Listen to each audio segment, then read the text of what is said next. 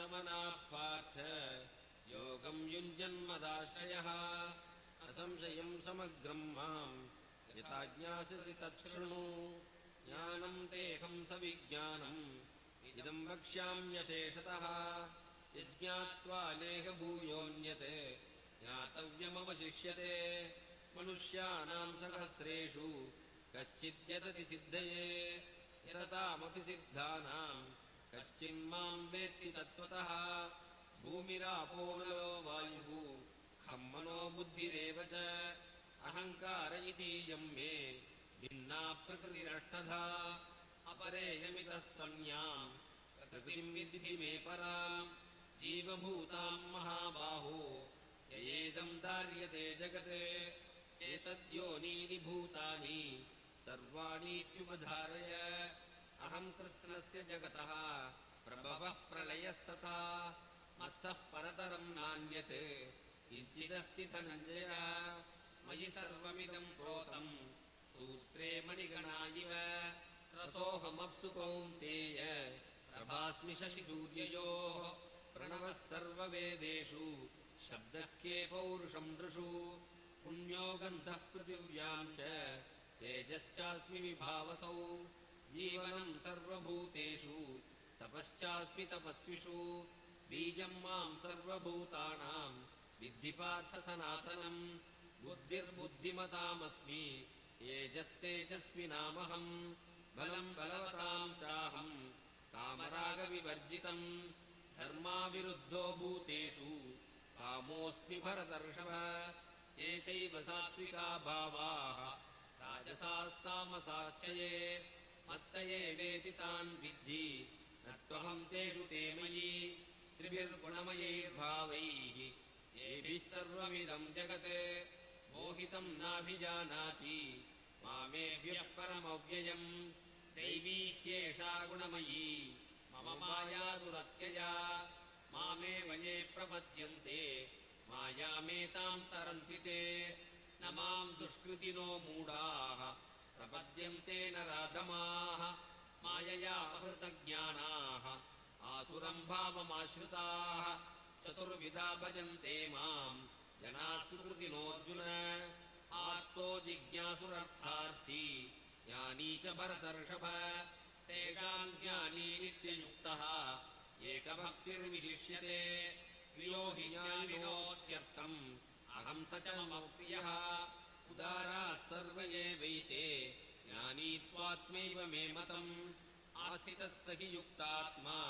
मामेवानुत्तमां गतिम् बहूनां जन्मनामन्ते ज्ञानवान् मां प्रपद्यते वासुदेवः सर्वमिति स महात्मा सुदुर्लभः कामैस्तैस्तैर्हृतज्ञानाः प्रपद्यन्तेऽन्यदेवताः तं तं नियममास्थाय प्रकृत्या नियता स्वया यो यो यां यां तनुं भक्तः श्रद्धयार्चितुमिच्छति तस्य तस्याचलां श्रद्धां तामेव विदधाम्यहम् सतया श्रद्धया युक्तः तस्याराधनमीहते लभते च ततः कामान् मयैव विहितान् हितान् अन्नवत्तु फलं तेषां तद्भवत्यल्पमेधसाम् देवान् देवयजो यान्ति मद्भक्ता यान्ति मामपि अव्यक्तं व्यक्तिमापन्नम् मन्यन्ते मामबुद्धयः परं भावमजानन्तः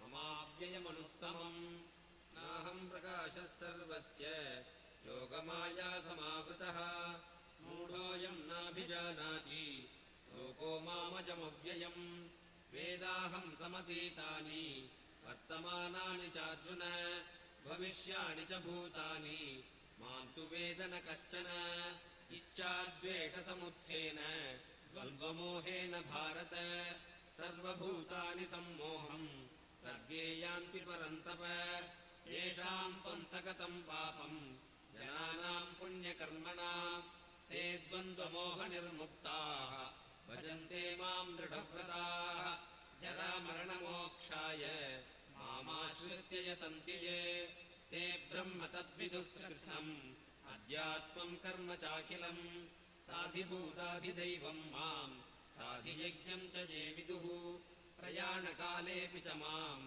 ते विदुर्युक्तचेतसः। ॐ तत्सत्। इति श्रीमद्भगवद्गीतासु उपनिषत्सु ब्रह्मविद्यायाम् योगशास्त्रे श्रीकृष्णार्जुनसंवादे ज्ञानविज्ञानयोगो नाम सप्तमोऽध्यायः।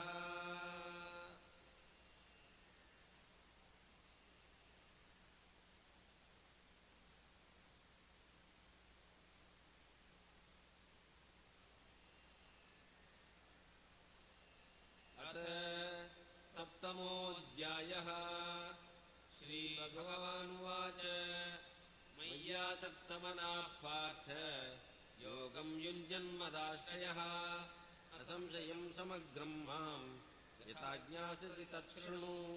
ज्ञानं तेऽहं सविज्ञानम् इदं वक्ष्याम्यशेषतः यज्ञात्वा नेह भूयोऽन्यत् ज्ञातव्यमवशिष्यते। मनुष्याणां सहस्रेषु कश्चिद्यतति सिद्धये यततामपि सिद्धानां कश्चिन्मां वेत्ति तत्त्वतः। भूमिरापो नलो वायुः खं मनो बुद्धिरेव च अहङ्कार इतीयं मे भिन्ना प्रकृतिरष्टधा। अपरेयमितस्तन्यां प्रकृतिं विद्धि मे पराम् जीवभूतां महाबाहो ययेदं धार्यते जगत्। एतद्योनीनि भूतानि सर्वाणीत्युपधारय। अहं कृत्स्नस्य जगतः प्रभवः प्रलयस्तथा मत्तः परतरं नान्यत् किञ्चिदस्ति धनञ्जय। मयि सर्वमिदं प्रोतं सूत्रे मणिगणा इव रसोऽहमप्सु कौन्तेय प्रभास्मि शशिसूर्ययोः। प्रणवः सर्ववेदेषु शब्दः के पौरुषं नृषु।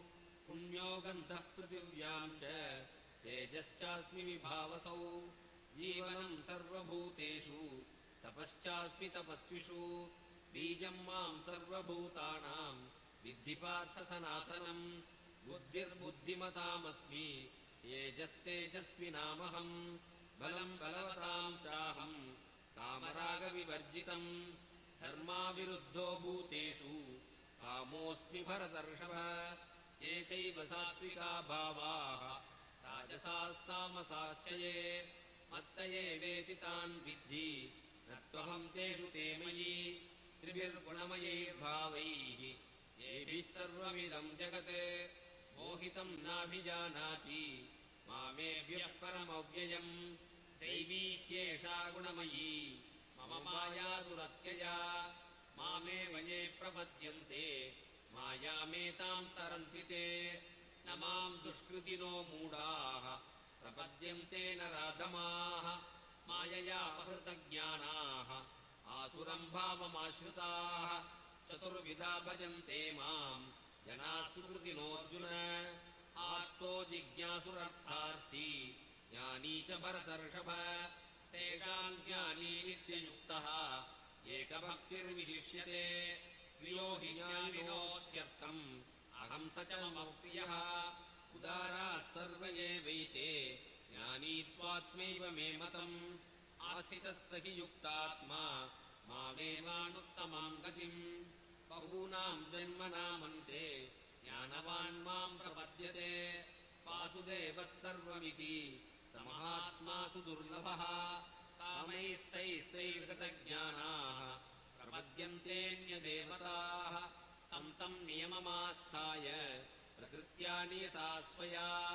यो यो यां यां तनुं भक्तः श्रद्धयार्चितुमिच्छति तस्य तस्याचलां श्रद्धां तामेव विदधाम्यहम्। सतया श्रद्धया युक्तः तस्याराधनमीहते। लभते च ततः कामान् मयैव विहितान् हितान्। अन्नवत्तु फलं तेषां तद्भवत्यल्पमेधसाम्। देवान् देवयजो यान्ति मद्भक्ता यान्ति मामपि। अव्यक्तं व्यक्तिमापन्नं मन्यन्ते मामबुद्धयः। परं भावमजानन्तः ममाव्ययमनुत्तमम्। नाहं प्रकाशः सर्वस्य योगमाया समावृतः। मूढोऽयं नाभिजानाति लोको मामजमव्ययम्। वेदाहं समतीतानि वर्तमानानि चार्जुन भविष्याणि च भूतानि मां तु वेद न कश्चन इच्छाद्वेषसमुत्थेन द्वन्द्वमोहेन भारत सर्वभूतानि सम्मोहं सर्गे यान्ति परन्तप येषां त्वन्तगतं पापं जनानां पुण्यकर्मणां ते द्वन्द्वमोहनिर्मुक्ताः भजन्ते मां दृढव्रताः जरामरणमोक्षाय मामाश्रित्य यतन्ति ये ते ब्रह्म तद्विदुः कृत्स्नम् अध्यात्मं कर्म चाखिलम् साधिभूताधिदैवं मां साधियज्ञं च ये विदुः प्रयाणकालेऽपि च मां ते विदुर्युक्तचेतसः। ॐ तत्सत् इति श्रीमद्भगवद्गीतासु उपनिषत्सु ब्रह्मविद्यायां योगशास्त्रे श्रीकृष्णार्जुनसंवादे ज्ञानविज्ञानयोगो नाम सप्तमोऽध्यायः।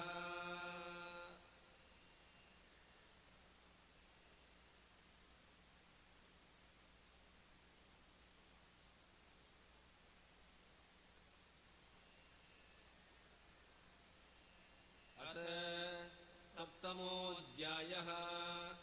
श्रीभगवानुवाच मय्यासक्तमनाः पार्थ योगं युञ्जन्मदाश्रयः असंशयं समग्रं मां यथा ज्ञास्यसि तच्छृणु ज्ञानं तेऽहं सविज्ञानम् इदं वक्ष्याम्यशेषतः यज्ञात्वा नेह भूयोऽन्यत् ज्ञातव्यमवशिष्यते मनुष्याणां सहस्रेषु कश्चिद्यतति सिद्धये यततामपि सिद्धानां कश्चिन्मां वेत्ति तत्त्वतः भूमिरापो नलो वायुः खं मनो बुद्धिरेव च अहङ्कार इतीयं मे भिन्ना प्रकृतिरष्टधा अपरेयमितस्तन्यां प्रकृतिं विद्धि मे परां जीवभूतां महाबाहो ययेदं धार्यते जगत् एतद्योनीनि भूतानि सर्वाणीत्युपधारय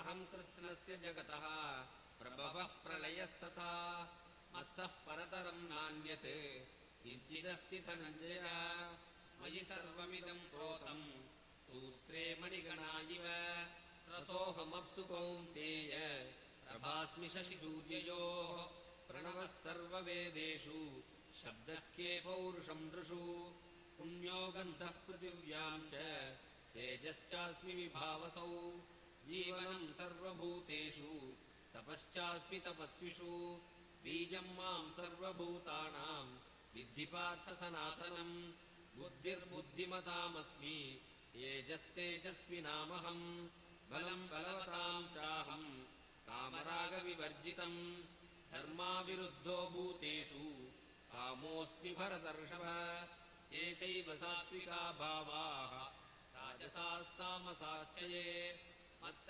एवेति तान् विद्धि न त्वहं तेषु ते मयि त्रिभिर्गुणमयैर्भावैः येभिः सर्वमिदं जगत् मोहितं नाभिजानाति मामेभ्यः परमव्ययम् दैवी ह्येषा गुणमयी।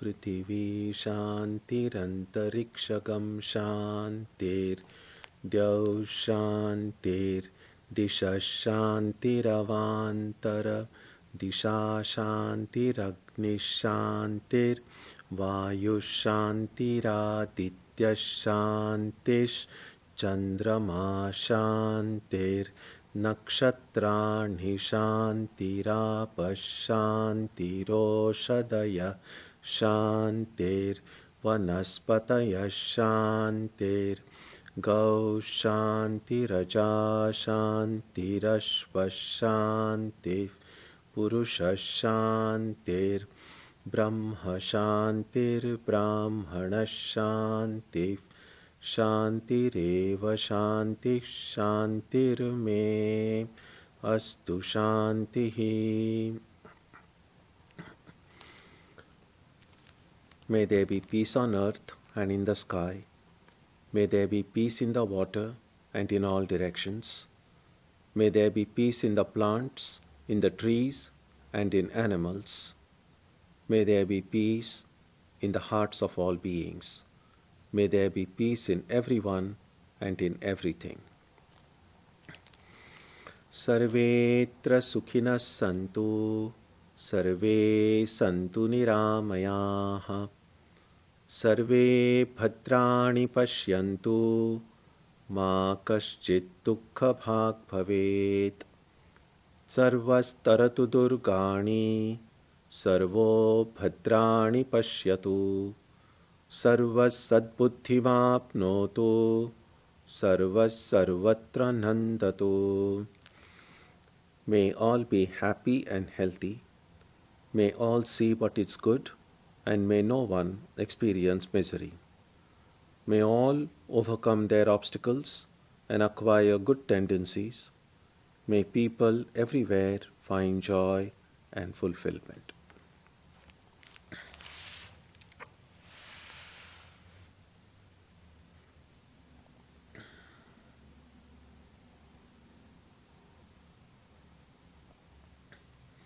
Let us now spend some time touching the center of peace and joy in our hearts. A good way to begin the practice is to withdraw the scattered energies of the mind and bring them to rest on one point. That point can be our own breathing. Let us therefore practice breathing with awareness. As we breathe in, let us visualize that our body and mind are being filled with love, strength, and compassion. And as we breathe out, let us release all the stress, anxiety, and exhaustion in the body and mind. Let us practice this way for a while.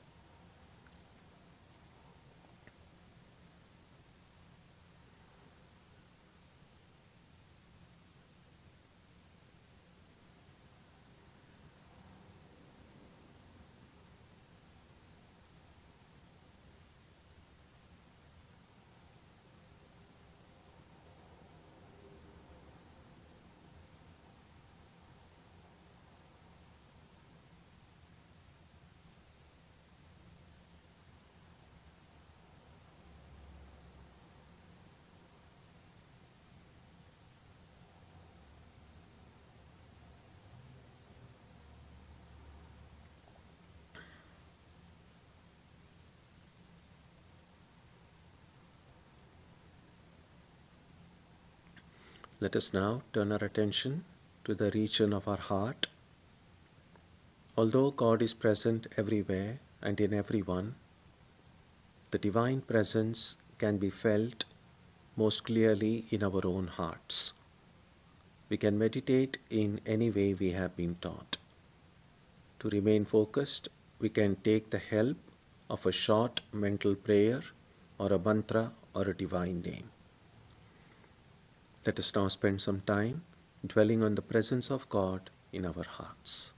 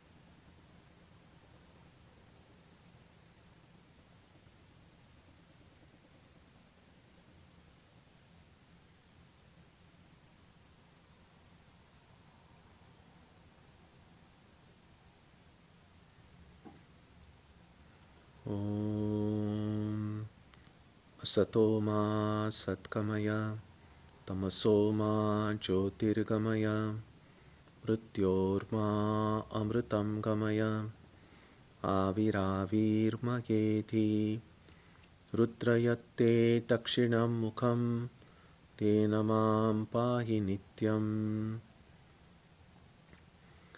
May the Divine lead us from the unreal to the real, from darkness to light, from death to immortality. May the Divine consciousness fill our hearts and protect us.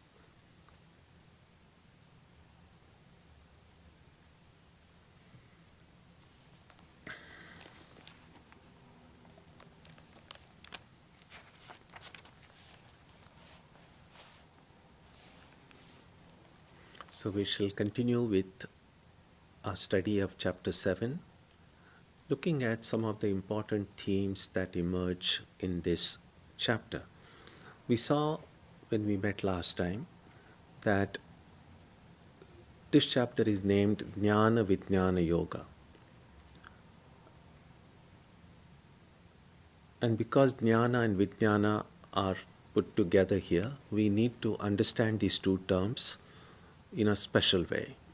So Jnana is knowledge, and Vijnana, Jnana with V prefix, means you could say Vishesha Jnana. That could be special knowledge. And so it's possible to see that here Jnana means indirect or theoretical understanding, a knowledge that comes to us through our senses and the mind. And Vijnana means the experiential knowledge, the knowledge that bypasses the senses and the mind, the knowledge that is direct. And we have seen in earlier classes as well as from our study of other texts that religion or spirituality means more than simply reading books or attending lectures. Because through books, through attending lectures, through listening to podcasts, what we are getting is a theoretical understanding, something that enriches our intellect, something that clarifies our understanding, something that removes many of our doubts, answers many of our questions. But all of this is still at the cerebral level. Great as this kind of study is, this study itself is not enough to make me free. This study itself is not enough for me to reach my spiritual goal. In fact, in the life of Narada, we read that he says at one place that he had studied all the scriptures, studied everything, and yet, he says, he had no peace of mind. So, in order for us to go beyond, we need something more than mere study of scriptures, something more than even study of the Gita. That doesn't mean this study is useless. This is helpful. But if someone thinks that this in itself is enough, then it isn't. Sri Ramakrishna gives the example of knowing, for instance, how to, now he doesn't use the word tea, but the idea is this, that if I have a complete understanding of how, let's say, how tea is prepared, but that understanding it's itself not enough for me to go and taste the tea. I have to actually go first and prepare the tea and then drink it. Only when I drink that tea, then I have a direct experience of tea, which no amount of reading books on tea can give me that kind of knowledge. So, religion or spirituality, therefore, is more than study of books. It is directly experiencing God, experiencing the spiritual ideal. The word that gets often used in Vedanta texts is realization. You must have read the words God realization or self-realization. Now, those of us who are familiar with this terminology have no problem with it. But someone who is reading this for the first time may not fully understand the implication of the word realization, because it's a word that is used in common conversation. I realize this. So, how is realizing God different from, oh, I just went out this morning and I realized how cold it was? Now, there is some difference there. So, one way would be to say that realizing God means experiencing God, but what would that kind of experience do? The kind of experience that will make God very real to me. So I do not know whether that's the etymological meaning of the word realize, but because it has the word real in it, I like to think about realization as making something real. And only when we experience something directly does it become real to us. So even those of us who see ourselves as believers, those of us who feel, I believe in the existence of God, I know there is God, I know that God exists. And that's faith, that's deep, perhaps intellectual conviction, but also Shraddha that God exists. And we can have that even before we have realized God. But even then, it's still not having encountered the reality of God directly. It still doesn't have the kind of certainty a person who has actually experienced God will have.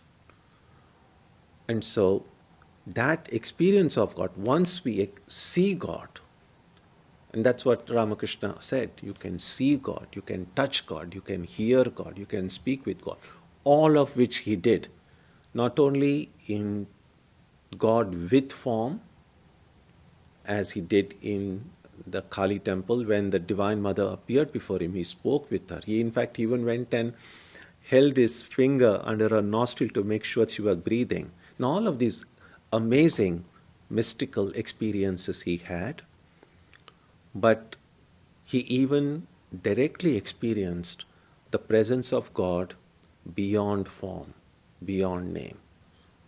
And that kind of an experience which transcends all names and forms, that is called the Nirvikalpa experience, an experience where there are no distinctions, no differences. So that is what the word Vijnana here means.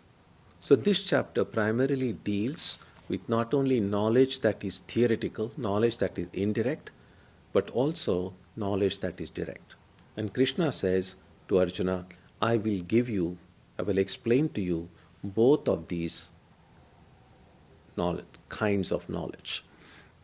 And we began, last time you will remember, we had a chart. And that chart was about jnana, about how this world that we encounter, the world that we see and hear and smell and touch every day, how did this world emerge?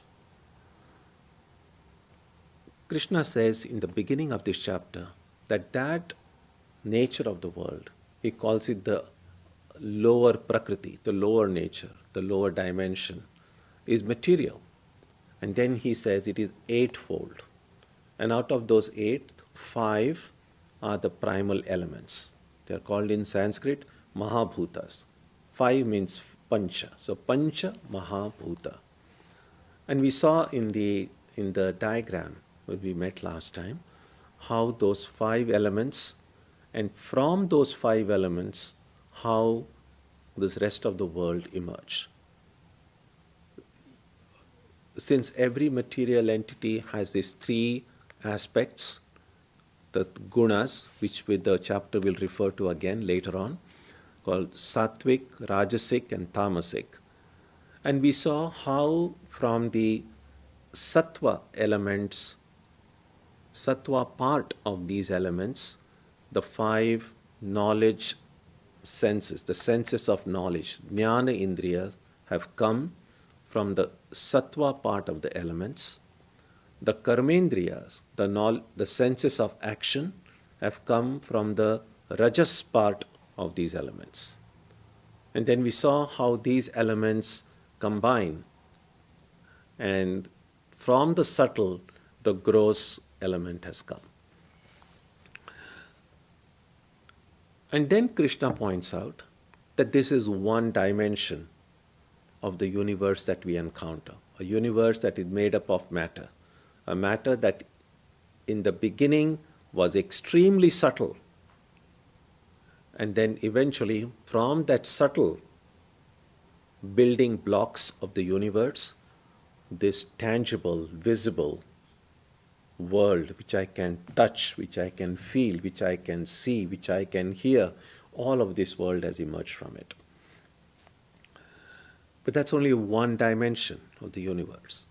The second dimension, the higher dimension if you like, is what Krishna says is consciousness, awareness. So the world that we encounter now has both of these, the material part and the conscious part, the awareness of it.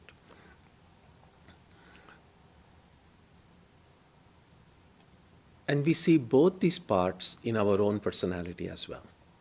There is the material part of our personality, the body, the mind. Remember, in that eightfold lower nature, Krishna also includes mind, intellect, and ego. All of these different functionalities of the invisible part of my personality. So within me right now, there is this lower nature, the material nature. It's called lower because it is subjugated to laws. Everything that is material is bound by the laws of matter. And our body is not free. However much we may boast of our freedom, we're not really free. If there is a candle light here, and if I hold my hand over it, the hand is going to get burnt because this body has to follow the laws of matter. So if in contact with fire, the fire will act upon this material of this body. So it's dependent on external laws, which is how birth and death occur. I mean, what is birth and what is death? Birth, anything, when we say something is born, what essentially is happening is that some constituent parts of that entity are coming together. And when something dies, those things which constituted that thing are being separated. Now, when it is a non-living entity, like a chair, we don't obviously say a chair is born. Although, that is the beginning of a chair is, you get these different, suppose it's a wooden chair. I take these different pieces of wood, arrange them in a certain way, fix them, it takes a certain form, and a chair is made, a chair is manufactured, a chair is produced, or a chair is born. You can use whatever term you want, although we don't normally say born. We use the word birth and death only to entities we see as living. But that's what happens to the body as well. When we say a baby is born, essentially some particles of matter have come together, taken the form of a tiny little human body, and then it is alive. We say it's born. And death would mean the same particles which constitute the body, when the force that holds these particles together is dissipated, then particles return back to their constituents, and then the dust returning to dust, and that's what we call death. So body, mind have to follow the laws of matter. Children could birth, death, growth, change, transformation. All of these things comes under the natural evolution and natural changes in the material world. But there is something in this world, makeup, which is not subject to these laws, and that is that consciousness, the Atman, the spirit. Then Krishna goes on to say in the later verses how he, let me read that verse 6 for instance, look at it. Etad yonini bhutani sarvani tyupadharaya aham kritsnasya jagatah prabhava pralayas.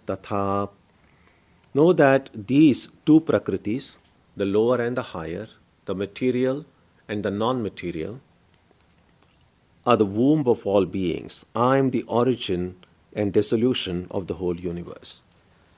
I am the origin. Now, we have seen often, whenever Krishna says I, it does not mean that historical Krishna. Here means that the real Krishna. And the real Krishna is beyond Krishna's body, Krishna's mind. It's the spirit. So when Krishna says, I am the origin and dissolution of the whole universe, what he's really saying is that spirit, the self, the Atman, that pure consciousness, that is from where everything comes and everything goes. And we have also read that that alone is real. The source alone is real. God alone exists. Sri Ramakrishna says again and again and again and again, God alone is real. Everything else is evanescent. Everything else is temporary. Everything else just comes and goes.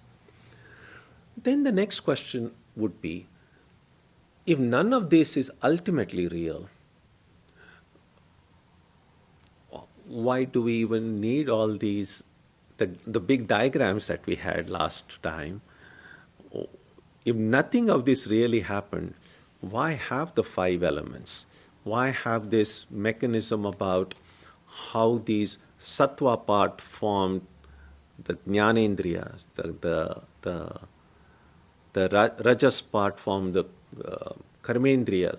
Why do we need all this if none of this has really happened? Is it just stories? So this is something important to remember. If the world doesn't exist, why have descriptions about how it may have emerged?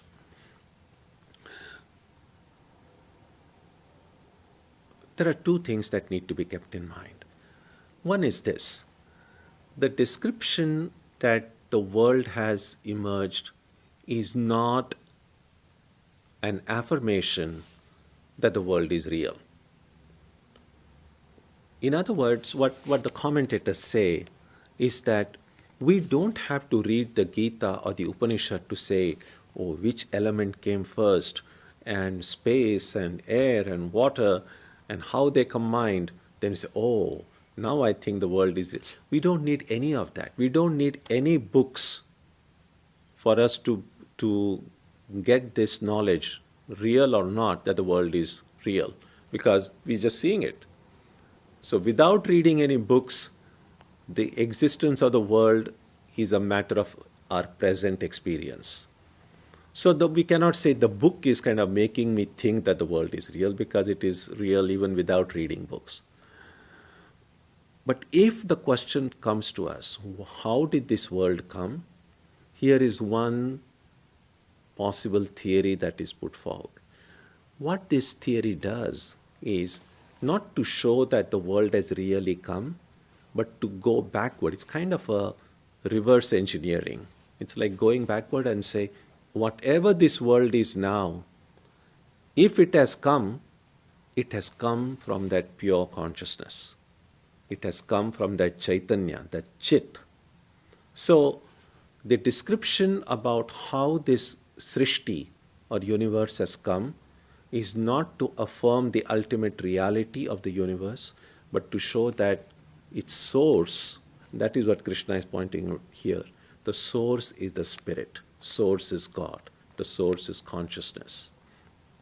And the second thing we learn from it is that the gross, the sthula, has come from the subtle. That which is visible, that which is tangible, has come from that which is less tangible, less visible. And you go back that way, and then you come to the subtlest of reality. Something or someone who is so subtle that there can be nothing more subtler than that, and that is God. That is why in the Upanishads and in the Gita and many other places we find the description that Anoraniyan Mahato Mahiyan. Anu means an atom.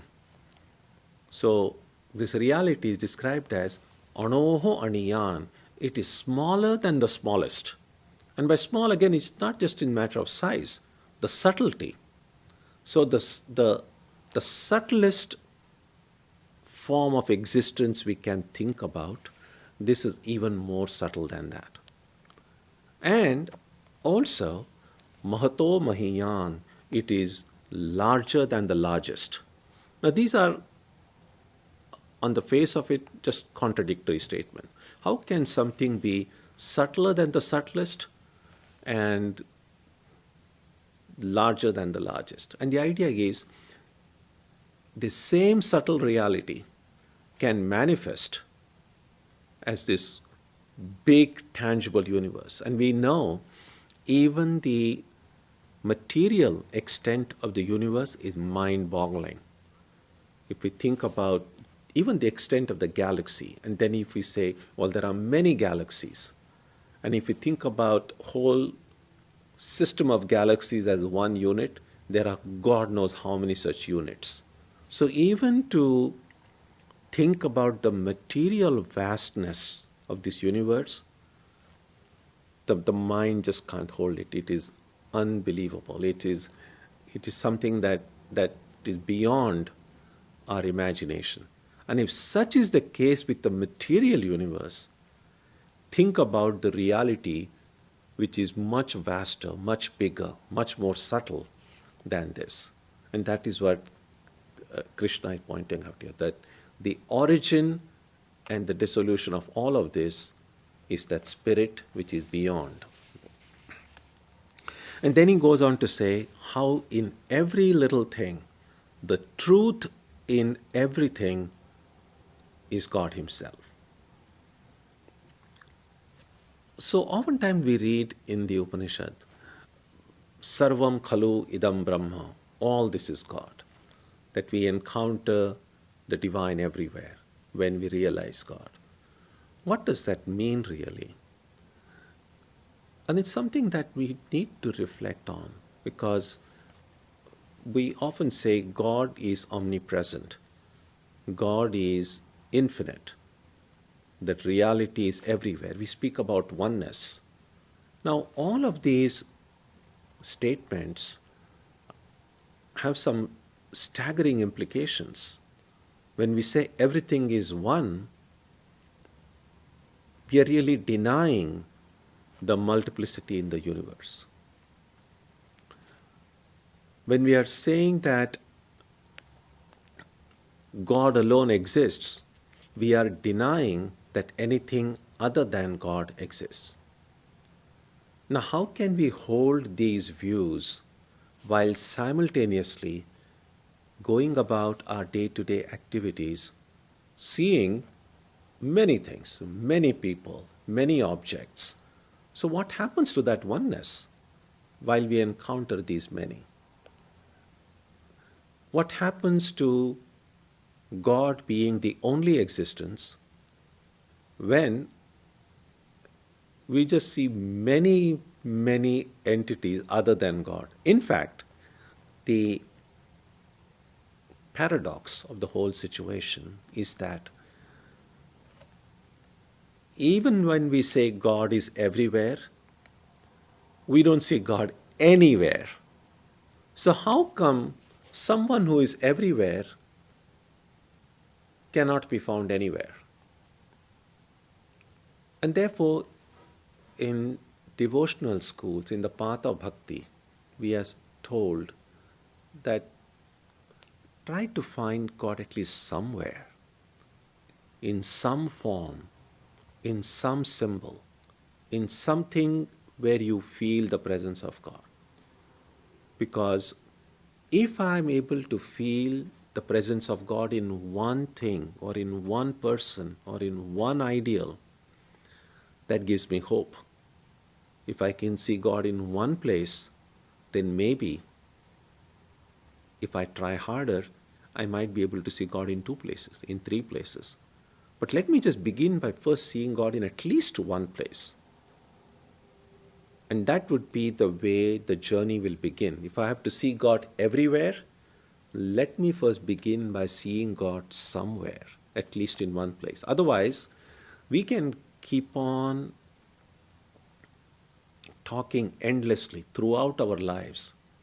These are all nice statements. These are all uplifting, inspiring ideas to say everything is one, God alone exists. And that kind of a belief, or that kind of a statement, which totally contradicts our day-to-day life and day-to-day experience, sets up this contradiction in our lives. When our thinking takes us in one direction, our experience in day-to-day life doesn't match with it. And that's the kind of a tension and stress we live day after day after day. So, taking spiritual life seriously means trying to bridge the gap. If something strikes me as true, as real, then I must strive to make that a part of my experience. That is what Krishna is saying here. Here's a very interesting observation, and I think we need to reflect on it a little bit. So please look at verse number 12. This is how the verse goes.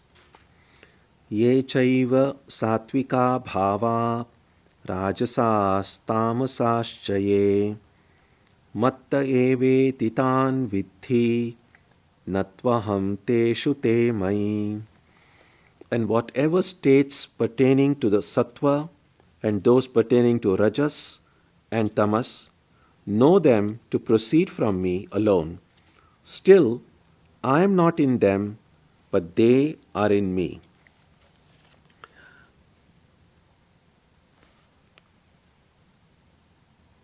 Natvaham teshu te mai.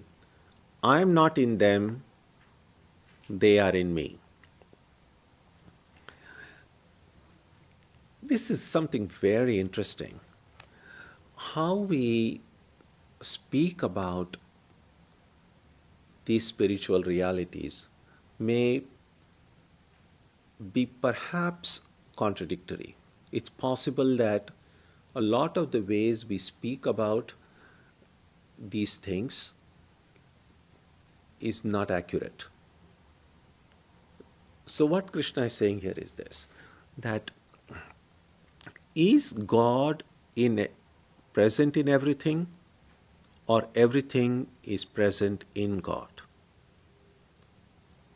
And we will see that oftentimes when we speak about these matters, we just say, try to see God in everybody. And we understand what that means. We may not be always able to practice it, but we understand what it means to say, try to see God in everyone, that God is present in everything. So when Krishna says here, I am not present in them, they are present in me, that seems to directly contradict the way we talk about these matters. So 2 things have to be kept in mind here as well. When we say God is present in something, we are ascribing reality to that something. And if God is the only reality, God cannot be present in something that is not real. That's something that doesn't exist. Look at it this way. Let's go to the classical example of the rope and the snake. we know, all of you know by this time, that a coiled rope in a room which does not have sufficient light is sometimes mistaken for a snake. So there are apparently two entities here. There is a rope and there is the snake. In this example, the rope is real, the snake is not real. I am mistaking the rope for a snake. I am seeing the snake where the rope is. Now, in these two entities, it may be possible to say the snake is present in the rope. It's an unreal snake, but it's present in the rope because in that reality, that's where I'm seeing the snake. But I cannot say the rope is present in the snake because the snake doesn't even exist. How can something that exists be present in something that doesn't exist? On the other hand, a snake which doesn't really exist, but the appearance of the snake can be present inside the rope, but the rope cannot be present inside that appearance. That's the idea. And what it means essentially is that the snake is dependent on the rope is not dependent on the snake. The snake cannot exist if the rope is removed from that place, the snake also disappears. The snake also has to go. But the rope can exist. Even when the snake disappears, you switch on the light in the room, the snake disappears, the rope is still there. So rope does not depend on the snake, but the snake depends on the rope. So when Krishna points out here that God is not present in the world is present in God. What it meant is that God does not depend on the world. The world depends on God for its existence. That is the idea. There is something about God which depends on the world. God, the creator, the creatorship of God is dependent on the world, because we cannot speak about a creator God without a creation.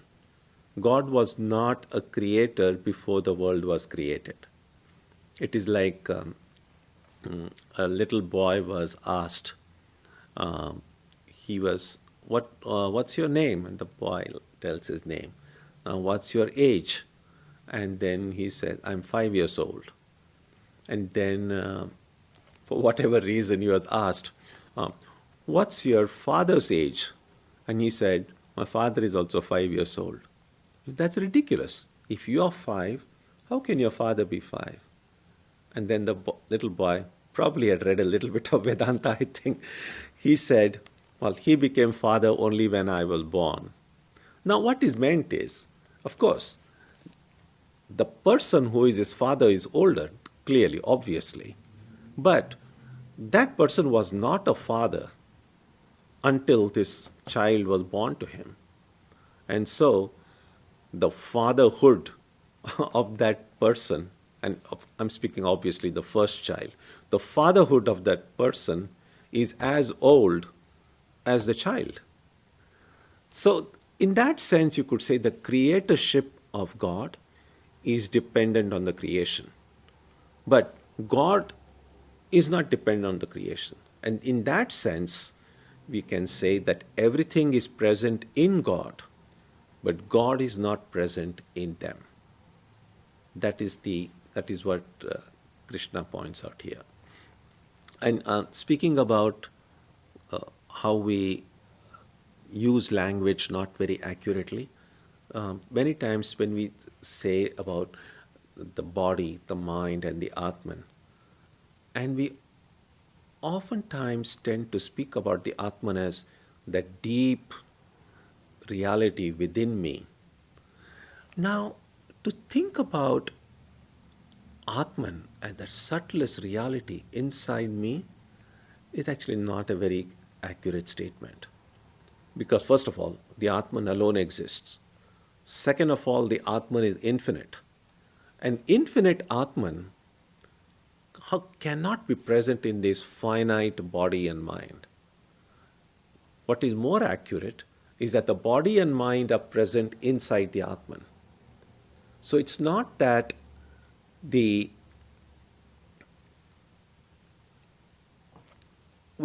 tend to think in terms of the body as a kind of a container. So there is this body, inside the body is the mind, and inside the mind is the spirit. That's how many people look at it. There is nothing bad about thinking that way, but if you want to be accurate about it, body is a smaller part. The reach of the body is much, much less. The mind, which is subtler, is larger. The mind is more powerful than the body. Right now, I'm sitting here and I can be only in one place at a time. And I can only occupy as much space as this body does. But my mind, right now, I think about the moon, and my mind is already on the moon. The body is still here. The mind can at once go to distant places. The mind can occupy a much larger space than the body. So the mind is not really inside the body. Actually, it's the body that is inside the mind, although that's not how we generally think about it. And then the Atman which is infinite, the Atman is the substratum, the adhisthana. So the body and mind are only superimposed on the Atman. So in reality, it's possible to think about the body as the innermost part, then the mind, and then the Atman. Although generally we think about the Atman within. Even, for instance, in the Gita itself, later on, Krishna will point out how the Lord, Ishvara, lives in the hearts of all beings. Again, here we are thinking about the body as a kind of a container, the heart, and then Ishvara, God dwelling in the heart. When we meditate, we are asked to meditate on the divine, on our Ishta, in the heart. Again, is God in my heart, or is my heart inside God? Is God within me, or am I within God? So we have to kind of see how sometimes the way we generally express these things may not be very accurate. In fact, when people begin meditation, in the beginning it's difficult to grasp the idea about how God can be in the heart. First of all, none of us really knows what's here. At least holding the hand here, we know it's a pretty constricted, small little space. We'll have some idea about it if we have studied human anatomy and kind of know there is lungs and heart, and it just seems like a pretty filled up area. There isn't much empty space there. And the heart with all these going, where is the divine going to sit? And so clearly, although we are using the word heart, it is not the physiological heart that is meant. And we know that the word heart gets employed in many different ways in our conversations. Sometimes when we say with a heavy heart, this is what is happening. Really is not meaning in terms of the actual weight of the heart. So it's heart is the seat of feelings that we say with a heavy heart or a light-hearted moment. Now clearly we are not really referring to a physiological heart there. It's pretty obvious. So the word heart also gets employed as a seat of emotion, as the seat of feelings. And that heart, the emotional heart, is a different dimension. It's a different spatially. It's clearly, I don't think an emotional heart would be as tiny as the physiological heart. So that is bigger, that is different. Now, just as there is a physiological heart, there is the emotional heart, there is the spiritual heart. And this spiritual heart is discovered only when we begin meditating. So in the first stages, it can be pretty confusing. Meditate in the heart, like where? And good news is that all these three hearts are in the same area. That much we are sure. Whether it's physical heart, emotional heart, or spiritual heart, they are all in this area. The physical heart we have not seen, but we can feel it. Just hold your hand deep there and you kind of are able to feel the beats. You know it's going. Well, the fact that we are breathing and living shows that the heart is doing what it is supposed to be doing. We can feel the emotional heart, especially when some strong emotions and feelings fill our being. We know it's there. But the spiritual heart is kind of dormant in most people. So only when we begin the practice of prayer, worship, meditation, that's the way of first kind of awakening the dormant spiritual heart. And that is why in the beginning, when we try to think of God, we just see darkness, because that doorway, the key to that spiritual heart hasn't been found. It's still kind of a closed space. But without getting discouraged, with faith, with sincerity, with regularity, we keep on looking for that key there, looking for that space. And through God's grace and our tenacity, our perseverance, our patience, suddenly we find that space there. And once we find that space, and once we are able to visualize the presence of God there, then it becomes a little bit easier. Then we know that it's not so much that God is in me, it's really I'm in God. Because that space within, that spiritual heart, is not a confined space. It's in fact, you can't even speak of that space in material terms. I mean, it's possible to say it's infinite, but what does infinity mean to any of us anyway? It doesn't mean, it simply means that you cannot see its boundary. So when we encounter that heart, it's a whole different dimension. It's impossible then to try to imagine that space, that infinite space, is inside me, and it's no longer inside me. Then we discover that really I am inside it, that this whole world, this whole creation, everything is inside it. So this was very interesting here. That's why, look at that. Natvaham teshu te mai. I am not in them, but they are in me. So it's something worth reflecting on. Whenever we speak of these things as body, mind, the Atman, the heart, and God, we can continue to express it in a way we have been doing up to this point. But deep down, we should have this kind of a trigger. Every time we say, God is in my heart, or God is in me, something within me should say, okay, that's one way of expressing it, but the reality is, I am inside God. God is the infinite one.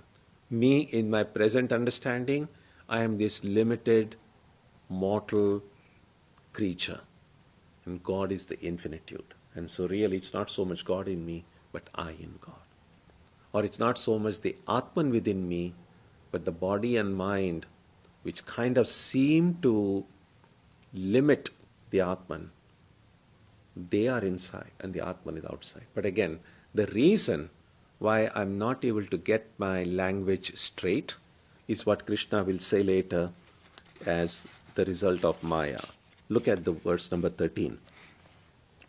Tribhir gunamayair bhavair ebhis sarvamidam jagat mohitam nabhijanati mamebhya paramavyayam. Deluded by those states, the modifications of the three gunas, all this world does not know me, who is beyond them and immutable. 14. Daivi hesha gunamayi mama maya duratyaya mameva ye prapadyante maya metam tarantite. Verily, this divine illusion of mine, constituted of the gunas, is difficult to cross over. Those who devote themselves to me alone cross over this illusion. So, the reason why I am in God and not God in me, and the reason I am not able to understand this is because of Maya. Now, Maya is a big subject. There's a lot to reflect on it. So, we will make a deeper study of Maya next week, next Sunday when we meet.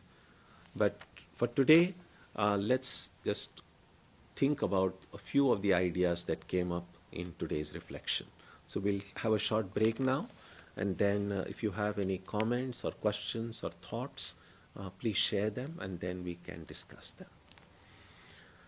Om Jananim Saradam Devim Ramakrishnam Jagadgurum Padapadme Tayo Shritva Pranamami Muhur Muhuhu.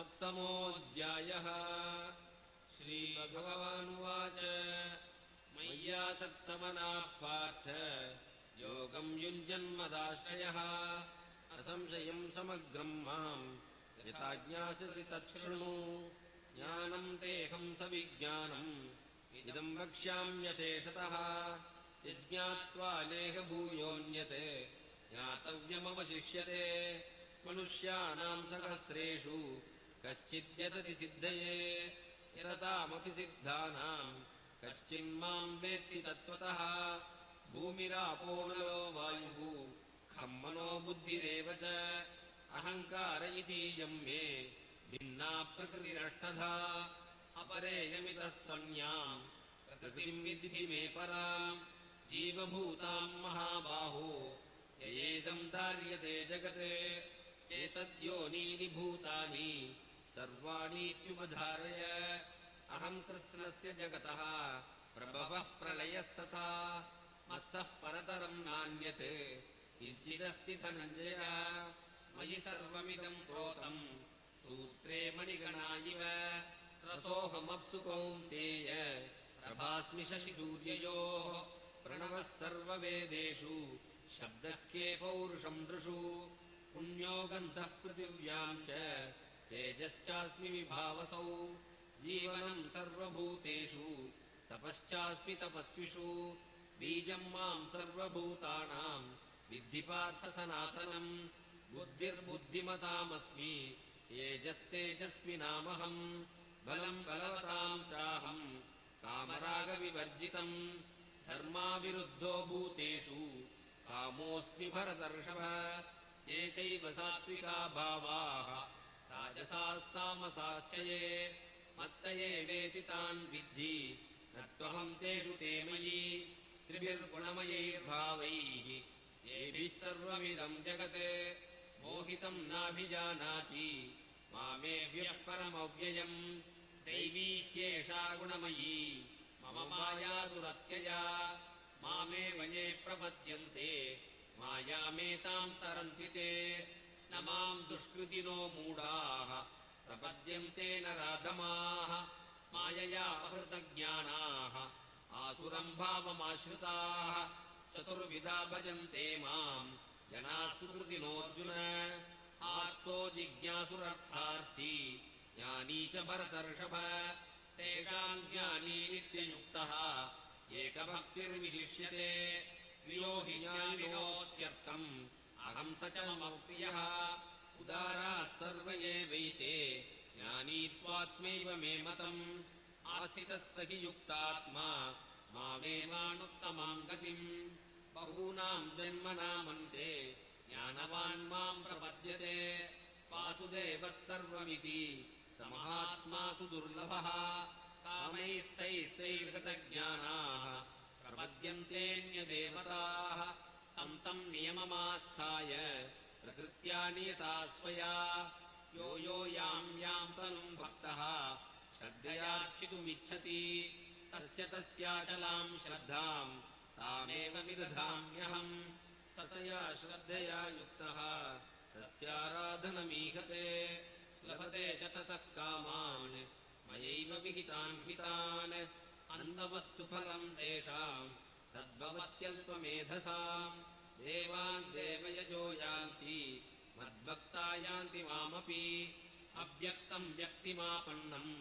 मन्यन्ते मामबुद्धयः परं भावमजानन्तः ममाव्ययमनुत्तमम् नाहं प्रकाशः सर्वस्य योगमाया समावृतः मूढोऽयं नाभिजानाति लोको मामजमव्ययम् वेदाहं समतीतानि वर्तमानानि चार्जुन भविष्याणि च भूतानि मां तु वेद न कश्चन इच्छाद्वेषसमुत्थेन द्वन्द्वमोहेन भारत सर्वभूतानि सम्मोहम् सर्गे यान्ति परन्तप येषां त्वन्तगतं पापम् जनानां पुण्यकर्मणां ते द्वन्द्वमोहनिर्मुक्ताः भजन्ते मां दृढव्रताः जरामरणमोक्षाय मामाश्रित्य यतन्ति ये ते ब्रह्म तद्विदुः कृत्स्नम् अध्यात्मम् कर्म चाखिलम् साधिभूताधिदैवम् माम्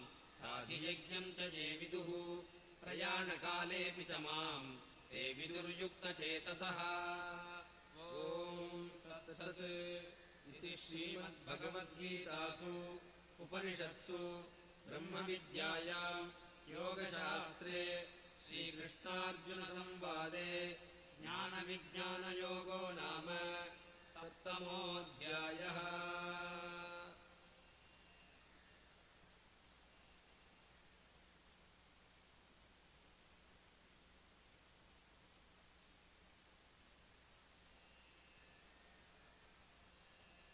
अथ सप्तमोऽध्यायः। श्रीभगवानुवाच मय्यासक्तमनाः पार्थ योगं युञ्जन्मदाश्रयः असंशयं समग्रं माम् यथा ज्ञास्यसि तच्छृणु ज्ञानं तेऽहं सविज्ञानम् इदं वक्ष्याम्यशेषतः यज्ञात्वा नेह भूयोऽन्यत् ज्ञातव्यमवशिष्यते मनुष्याणां सहस्रेषु कश्चिद्यतति सिद्धये यततामपि सिद्धानां कश्चिन्मां वेत्ति तत्त्वतः भूमिरापो नलो वायुः खं मनो बुद्धिरेव च अहङ्कार इतीयं मे भिन्ना प्रकृतिरष्टधा अपरेयमितस्तन्यां प्रकृतिं विद्धि मे परां जीवभूतां महाबाहो ययेदं धार्यते जगत् एतद्योनीनि भूतानि सर्वाणीत्युपधारय अहं कृत्स्नस्य जगतः प्रभवः प्रलयस्तथा मत्तः परतरं नान्यत् किञ्चिदस्ति धनञ्जय मयि सर्वमिदं प्रोतं सूत्रे मणिगणा इव रसोऽहमप्सु कौन्तेय प्रभास्मि शशिसूर्ययोः प्रणवः सर्ववेदेषु शब्दः के पौरुषं दृषु पुण्यो गन्धः पृथिव्यां च तेजश्चास्मि विभावसौ जीवनं सर्वभूतेषु तपश्चास्मि तपस्विषु बीजं मां सर्वभूतानां विद्धि Partha सनातनम् बुद्धिर्बुद्धिमतामस्मि तेजस्तेजस्विनामहम्।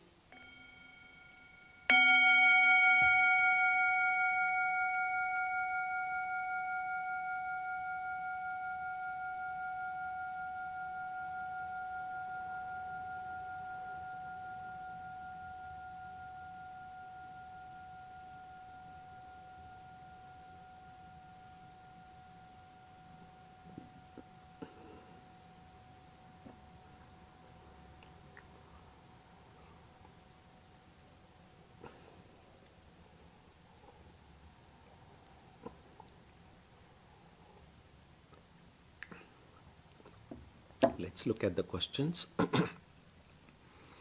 Statistics crystallizes the experience of many and can be more reliable than individual experience of someone who is deluded, biased. If statistics conflict with direct experience, what should we believe? I think it's a good question. One phrase here is interesting because if it was simply the question of statistics, the experience of many versus the experience of one, but then because of the phrase who is deluded, biased, so who is the one who gets to decide whether a person is biased or deluded? If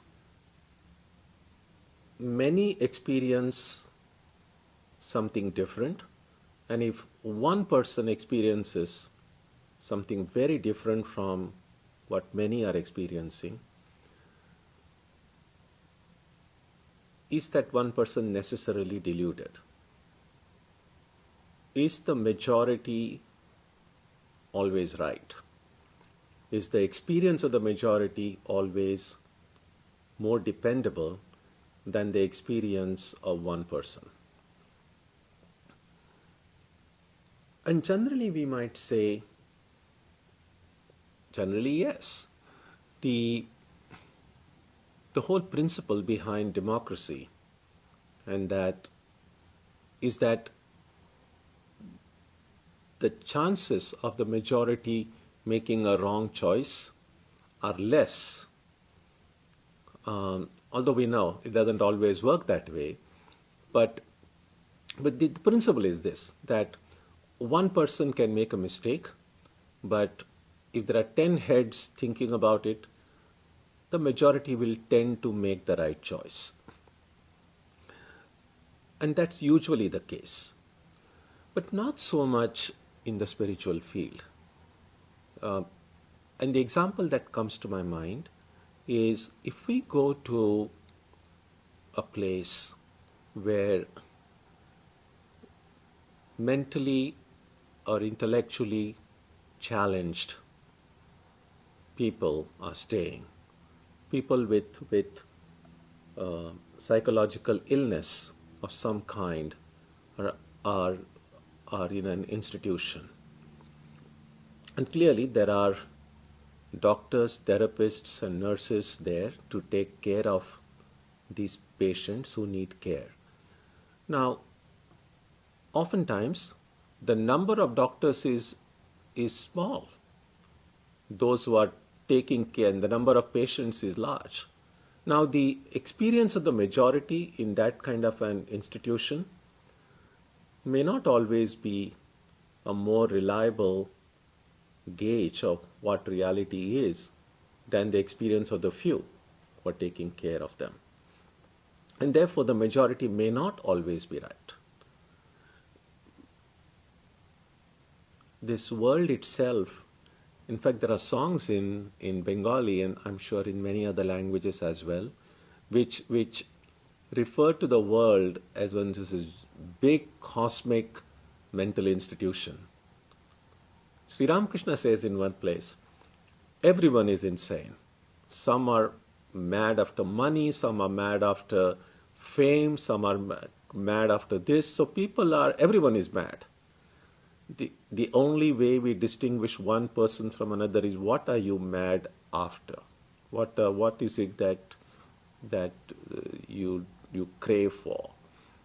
And Sri Ramakrishna says, so everyone is mad, and he says, I am mad for God. So the majority is always right doesn't work in that case. But then we do need a trusted source of authority with which to compare our experience. And for the students of Vedanta, that trusted source would be the Upanishads or the Gita. So if I have a certain experience, and even if that is the experience of millions and billions of other people, but if my trusted source like the Gita, the Upanishad, puts forth a different reality, then I cannot say, well, all of us see that this world is very real, it's all multiplicity is real, and these Upanishads and a few mystics keep on saying everything is one, they are deluded. It's possible. In fact, mystics have been seen and dismissed as insane people, as crazy people. Ramakrishna himself was seen by many as a crazy, mad priest, because his experience that the Divine Mother is living did not match the experience of a huge majority of people who went to the Kali temple and saw just a marble or a granite image of the Divine Mother Kali. And so the question is very good. The answer really is that mostly the majority of experience would be more dependable than the experience of one person. But there will be special cases, and especially in spiritual field, where the majority may not always be right.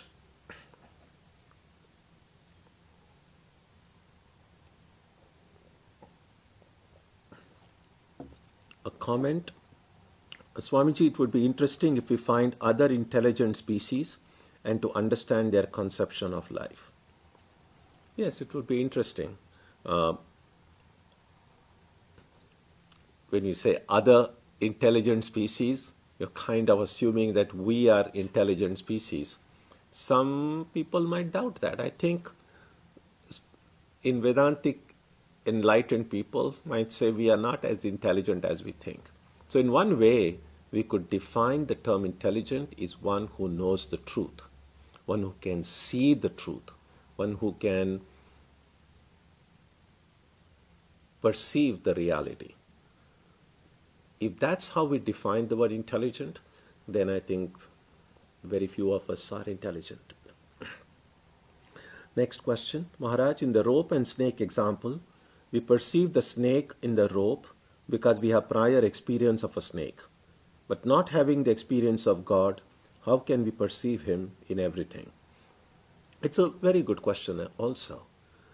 It's not true that we don't have experience of God, because according to Vedanta, we are experiencing God all the time. If God is all that exists, then all of our experience is really an experience of God. But we are not experiencing God as God. We are experiencing God as something or someone else. And that is because God has kind of gotten covered. And the best way to express that covering is God is covered by just name and form. Every entity we see in life, living or non-living, has a name and has a certain form. Now, if I can develop the ability to separate the name and form from a thing, what will remain is God. So, here is the chair in front of me. Now, when I look at the chair, I see the chair. And that's pretty obvious.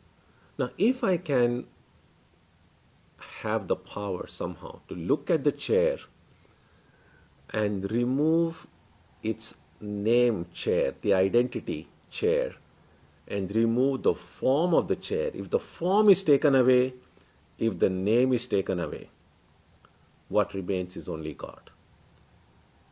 But it's so difficult to remove the name and form, nama and rupa, from any object.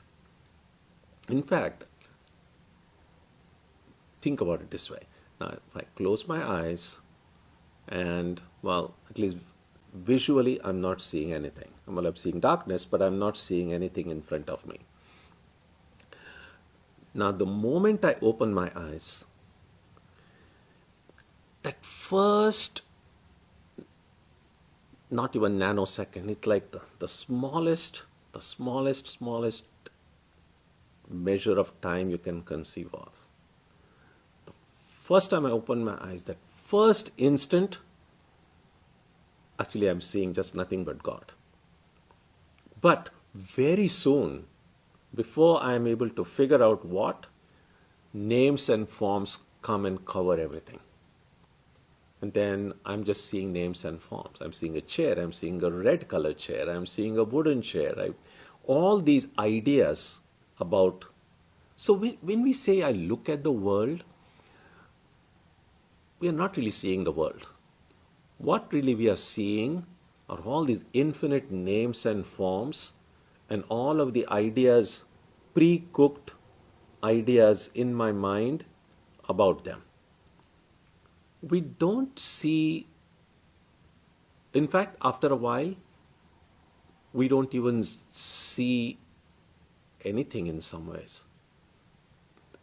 Just see, when you look at the eyes of a little baby, the way a baby sees everything is very different from the way you and I see it. Because we were all babies once.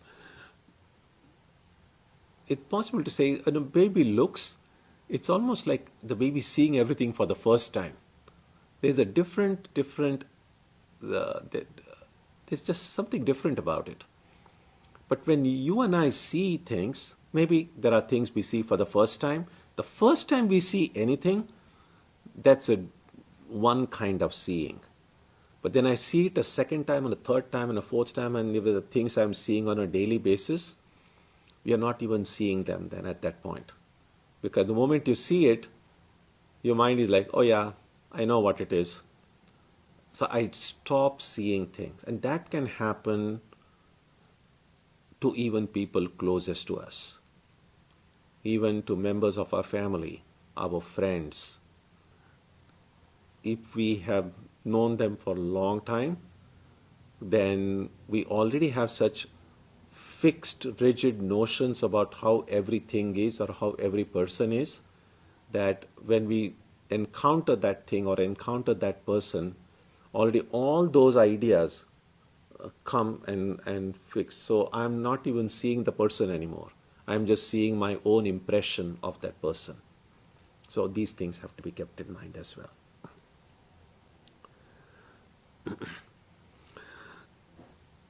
Next question. Is it correct to think Sattva Guna is good and others not so good, to minimize others? Yes, that would be one way to go forward in life, to try to minimize tamas and rajas so that more of sattva can manifest. The first hurdle oftentimes is tamas more than rajas. It's a hurdle because superficially some of the tamasic qualities may be mistaken for sattvic qualities. So if sattva means this kind of this state of peace and quiet and calmness, now someone who is half asleep or kind of dozing, that person also sometimes feel quite peaceful and calm and not agitated. So it's possible to mistake a deep state of tamas to be a state of sattva.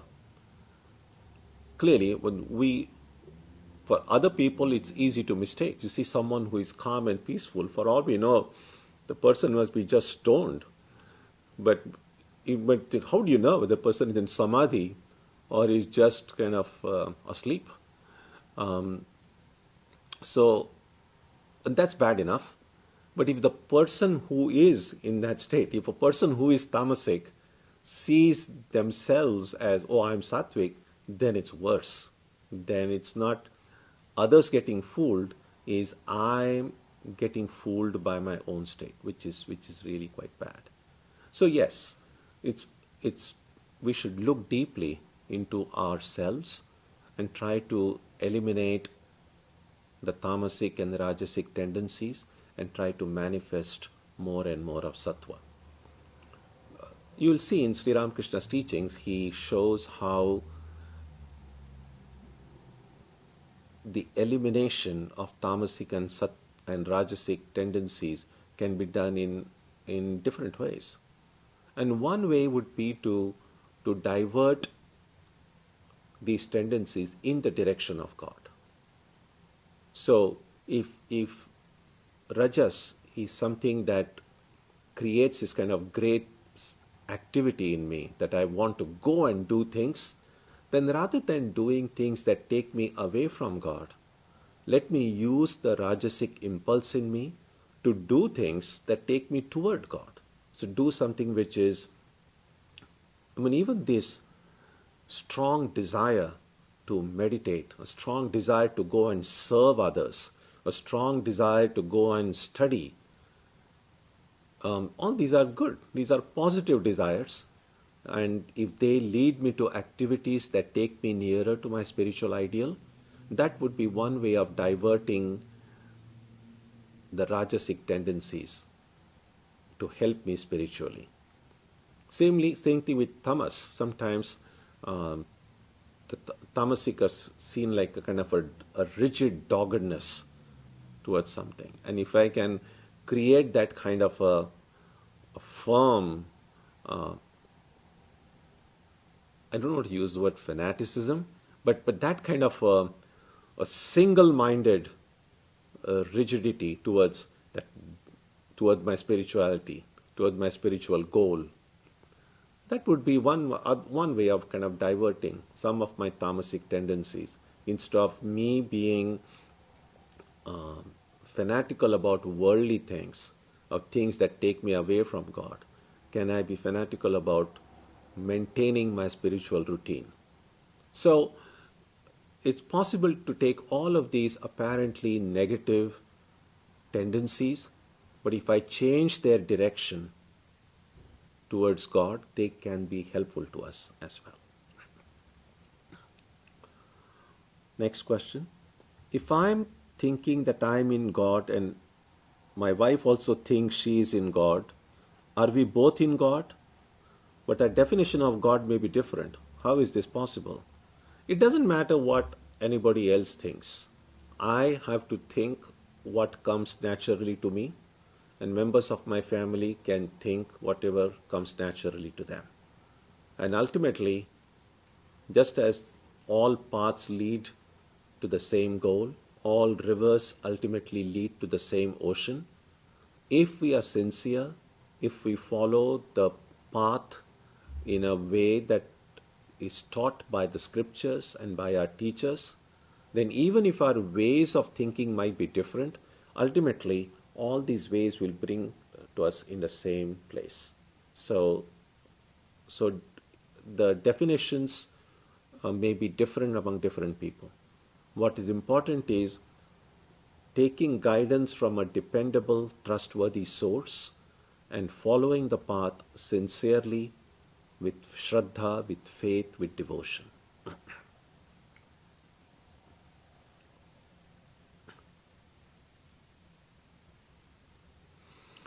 Swami Vivekananda said that Hindus pray to an immanent and transcendent God. Does this imply that God both transcends everything and also inside every part of creation?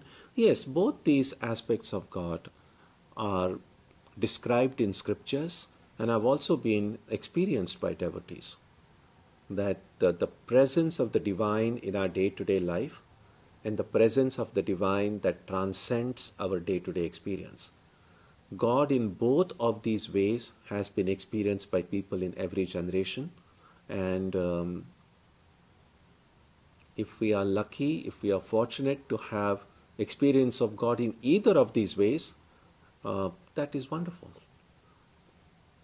The important thing is to get the experience.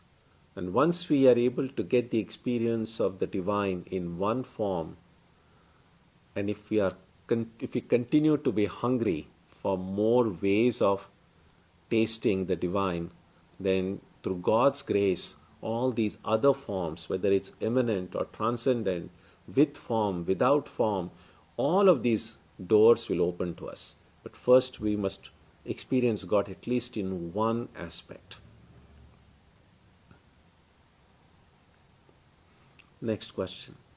Given our heart is in God and not the other way, when we do our meditation to see God in our heart, what is a helpful way to try to visualize God? I find myself focusing on my physical heart. As I said, the location of the spiritual heart is in the same place in the same area as the physical heart and the emotional heart are. But when we try to visualize clearly, we are not trying to visualize God as somehow finding some space surrounded by all the blood and the arteries and veins. We don't think of God in that way. So we are trying to visualize God in the same area where the physical heart is, but we don't know what to expect. And I think it's good to go without some predetermined ideas of what I'm going to see. It's almost like you're going to a place, you know whom you want to meet, but because you have not been to that place before, you do not know what to expect. And I think that's fine.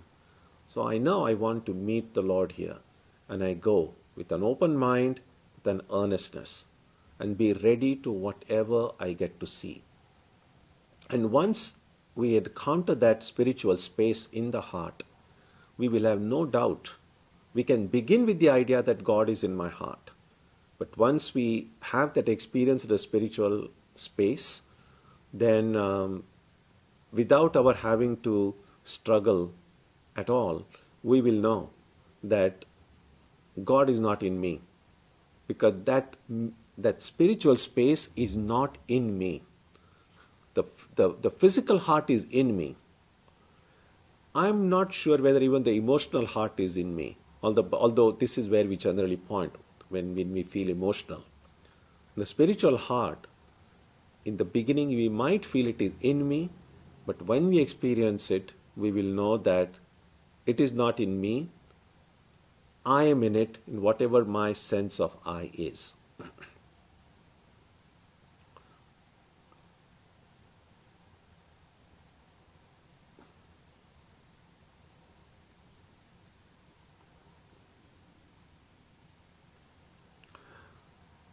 Next question. How can this apparent body-mind, a product of ignorance, ever be free?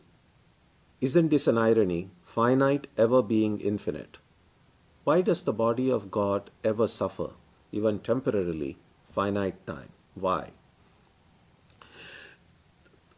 Now, this is actually a philosophical dilemma. How can the body and mind ever be free? Actually, they can never be free. The body and mind are product of ignorance. The body and mind don't even have an ultimate existence. So, being products, being material entities, they are subject to the laws of matter and therefore can never be free. The Atman, on the other hand, is ever free. It's never bound. And the question therefore is, well, who is bound then? Who is the one who must be freed? Who is the one who gets moksha? Because one of the ways in Vedanta we say the goal of life is to get moksha. But who becomes free? I asked that question many years ago to my Vedanta teacher. Now, who becomes free? The body and mind are never free. They are just material entities. The Atman is always free. So who is it that gets free? And his answer was, he said, whoever thinks that they are bound will become free. So right now, I have a feeling that I'm not free. I feel that I'm in this samsara. I'm kind of caught up by all the limitations of this human existence. And this is how I feel now. And therefore me, as I feel now, need to get free. So moksha is for me the spirit who has forgotten that I am the spirit who is gotten encased with the body and mind. So it is this kind of an impossible amalgamation of the Atman and the body-mind. This kind of a combination is what creates the idea of bondage. And freedom is really of this mutual connection between that which is real and that which is unreal. Now we might say, well, how can real and unreal combine? Real and unreal as opposite as light and darkness. Light and darkness can never combine. Real and unreal can never combine. The Atman and the body-mind can never combine. And yet, they seem to have gotten combined. Right now we do feel I have a body, mind, and then I do feel there is the Atman. So something that can never happen seems to have happened. That is what Maya is. So we will, as I said, discuss it in more detail next week, of how seemingly impossible things seemingly become possible. That's the idea.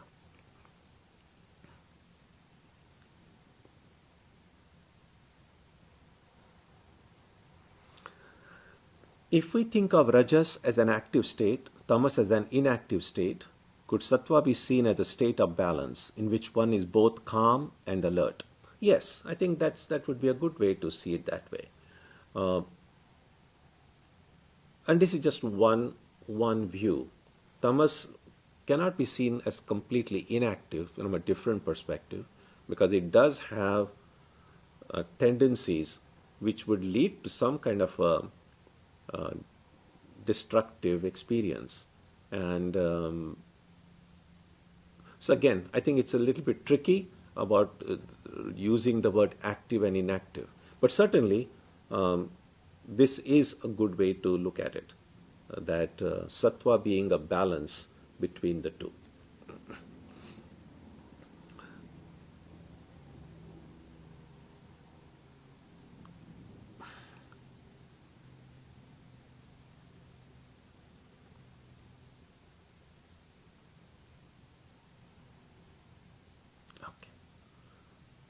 So that brings us to the end of most of the questions asked today, and we will, when we meet next week, we will take a closer look at the idea of Maya. Swami Vivekananda has 3, I think, very insightful talks on the topic of Maya in his book on Jnana Yoga. So if it is possible, I would strongly recommend that in this week, try to read those 3 lectures on Maya that Swamiji has in Jnana Yoga. Then the discussion next week will be more productive and more helpful.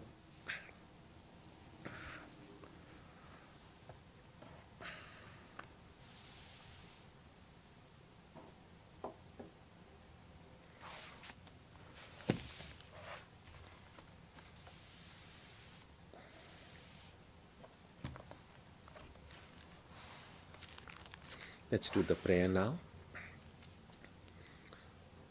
Om. May the Divine Being, who is the Father in heaven of the Christians, Holy One of the Jewish faith, Allah of the Muslims, Buddha of the Buddhists, Tao of the Taoists, Ahura Mazda of the Zoroastrians, the Great Spirit of the Native Americans, and Brahman of the Hindus, lead us from the unreal to the real, from darkness to light, from death to immortality. May we be granted strength, freedom, and clear understanding. May we learn to see God in our own hearts and in everyone around us. May God bless us all and fill our hearts with gratitude, grace, and love. Om Shanti Shanti Shanti. Peace, peace, peace be unto all.